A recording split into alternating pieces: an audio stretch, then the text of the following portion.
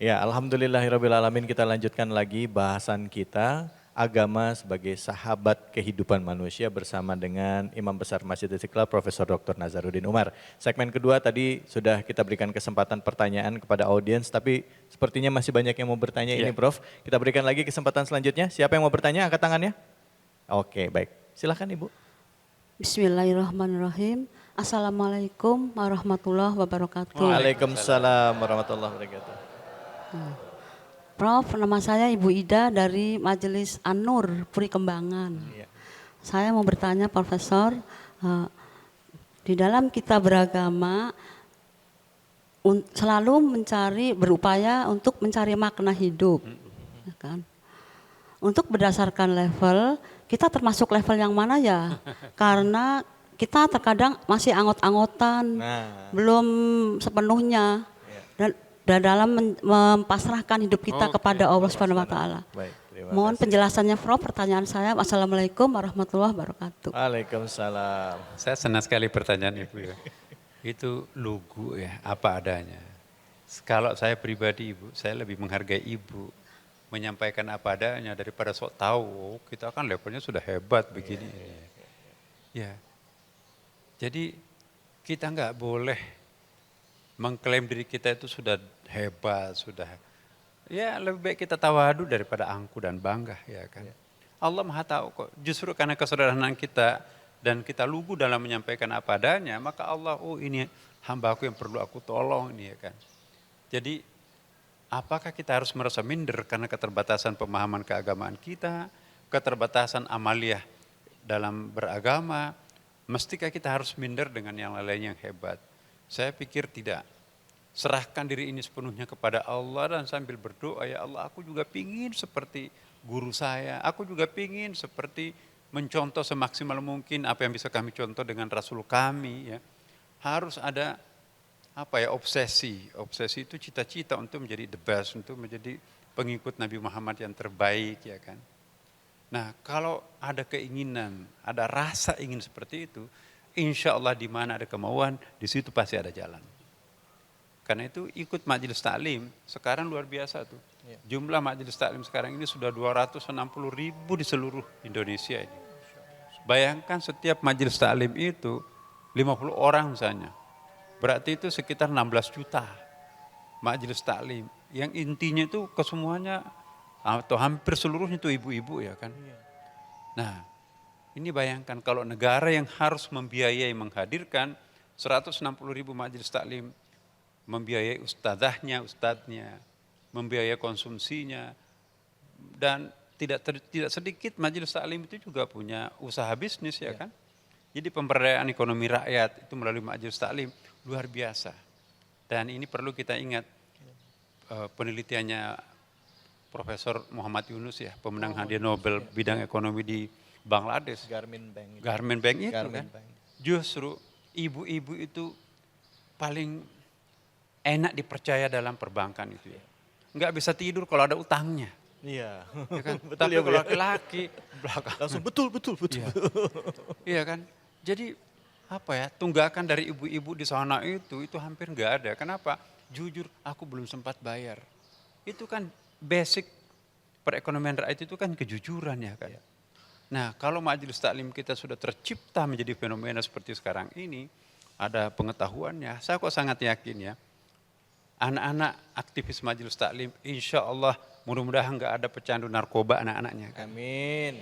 Mudah enggak ada pejudi, enggak ada macam-macam. Jadi pendidikan masyarakat yang paling bagus itu adalah mengaktifkan masyarakat seperti majelis taklim tadi itu. Jadi ibu jangan minder, jangan merasa rendah, terus mencari terus, insya Allah pada saatnya juga Allah akan berikan yang terbaik buat ibu. Masya Allah, amin. Terima kasih banyak Prof. Terima kasih banyak Ibu pertanyaannya, menginspirasi kita semua ya. Silakan, siapa lagi yang mau bertanya? Oke, wah rekan mahasiswa nih, silakan. Bismillahirrahmanirrahim. Assalamualaikum warahmatullahi wabarakatuh. Waalaikumsalam warahmatullahi wabarakatuh. Saya mahasiswa dari Universitas Nasional, nama saya Muhammad Zaki. Saya ingin bertanya Prof, jadi hidup ini kan tidak pernah lepas dari yang namanya musibah, ujian. Allah itu menciptakan manusia seberapa jauh untuk siap menghadapi itu semua gitu Prof, menghadapi semua ujian itu. Dan bagaimana kita membedakan kalau kita dapat musibah.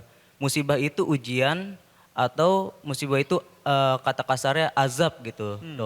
Dari karena balasan kita melakukan jahat mungkin dari sebelumnya. Jadi bagaimana membedakan antara azab ya. dan Baik. ujian gitu. Terima kasih Dok. Ya, pertanyaannya mahasiswa banget. Mahasiswa banget ya. Ya bagus sekali ya. Jadi apa yang dimaksud musibah dulu? Apa Ya. tadi disebutkan bala ya. Jadi dalam Al-Quran itu ada 3 tingkatan ya. Ada musibah, ada azab, ada bala. Penyebutannya itu masing-masing tuh. Lain musibah, lain bala, lain azab. Bedanya apa? Sering menimpa anak manusia yang 3-tiganya. Kalau musibah, itu lebih berfungsi semacam ujian buat anak manusia itu sendiri. Ya, apakah orang ini beriman kuat atau enggak? Musibah itu menimpa kepada orang kafir dan orang beriman sekalipun ustadz, kiai dan seterusnya. Kalau azab tidak akan pernah menimpa orang yang beriman. Ya, seperti umat-umat terdahulu, umatnya Nabi Saleh, umatnya Nabi Lut, umatnya Nabi Nuh dan seterusnya. Selalu orang yang beriman itu selamat, yang celaka binasa itu adalah mereka-mereka yang kufur. Kalau bala itu terkait dengan hubungan sebab akibat. Mungkin ada yang sembrono membawa mobil, kendaraannya itu nabrak tiang listrik gitu kan. Mungkin ada yang nggak pakai seat belt, begitu terjadi kecelakaan, ya luka dan seterusnya. Jadi bala itu terkait dengan kesiapan kita. Nah, jadi saya ingin mengatakan bahwa beruntunglah kita menjadi umatnya Nabi Muhammad SAW. Dalam hadis itu disebutkan, umat Nabi Muhammad tidak akan pernah ditimpakan azab. Ada 3 permintaan Rasulullah dan 2-nya dikabulkan, 1 ditolak. 2 yang dikabulkan itu, jangan menimpakan umatku azab seperti azab yang pernah aku timpakan pada masa sebelum aku. Jadi kalau ada musibah yang menimpa umat Islam, itu bukan azab. Apa contohnya? Tsunami di Aceh. Di situ yang korban bukan hanya orang kafir, bahkan kebanyakan orang Islam. Itu bukan azab, tapi itu adalah musibah. Musibah itu adalah ujian. Di mana ada ujian, di situ ada kenaikan kelas. Jadi kalau kita kena musibah, hakul yakin Allah akan menaikkan kelas aku. Tanda-tanda jika Allah mencintai hambanya, Dia memberikan ujian. Musibah itu adalah penghapus dosa masa lampau. Coba penyakit. 1 hari dilanda penyakit demam, kata Rasulullah, itu akan dimaafkan dosanya selama 1 tahun. Ya kan? Tidak diturunkan sebuah musibah, walau sampai duri yang menusuk tumit, melainkan itu semuanya berfungsi sebagai dosa masa lampau. Ya, ada orang penyakit kanker kronis dan sebagainya. Tadinya badannya gendut, sekarang jadi kurus krempeng. Alhamdulillah. Ya, kullu lahmin nabata fil badan, semua daging yang tumbuh di dalam badan ini dari yang haram, fannaru aula bihi, maka hanya api neraka yang akan bersihkan. Jadi daripada api neraka yang membersihkan dosa masa lampau, lebih baik penyakit datang lebih awal untuk mencuci semuanya itu agar nanti di akhirat kita lunas. Maka itu kalau orang yang mati penyakit kronis seperti kanker, dalam hadis Nabi itu mati syahid.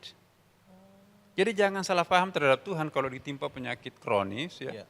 Boleh jadi itu adalah pencuci dosa masa lampau. Jangan bangga kalau tidak pernah sakit tapi langganan dosa maksiat. Itu namanya apa?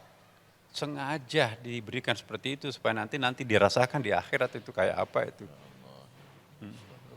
Nauzubillah. Jadi kadangkala pada saat sebelum sakaratul maut orang suka mendapati penyakit 3 bulan, itu bisa jadi itu dicuci ya, dibersihkan ya. Pembersihan dosa masa lampau dengan penyakit. Itu hadis Nabi. Allahu Akbar. Baik. Ya, gimana Mas? Sudah terjawab ya? Baik.